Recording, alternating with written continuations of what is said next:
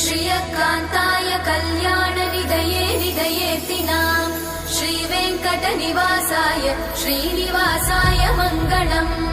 लक्ष्मी सविभ्रमालोकसुभ्रूविभ्रमचक्षुषे चक्षुषे सर्वलोकानां वेङ्कटेशाय मङ्गलम्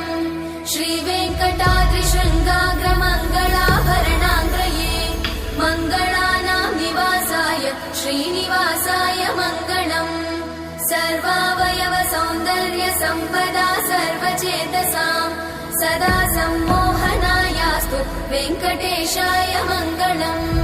नित्याय निरवध्याय सत्यानन्दचिदात्मने सर्वान्तरात्मने श्रीमद् वेङ्कटेशाय मङ्गलम्